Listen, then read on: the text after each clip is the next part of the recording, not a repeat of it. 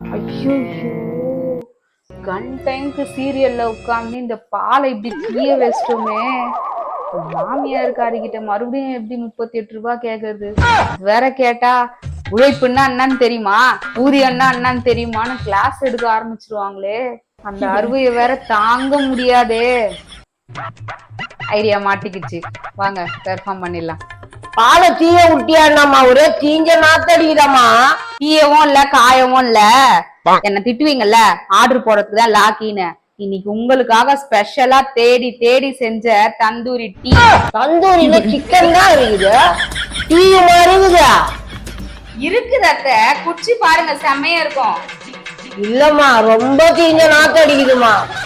அப்படிதான் அத்தை இருக்கும், குடிங்க.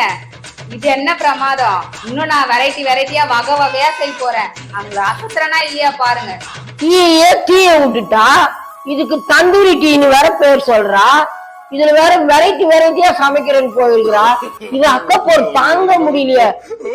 அந்த போனை எடுத்து அம்மிக்கல்ல வச்சு நசைக்கி தூக்கி போட்டுடுறேன்.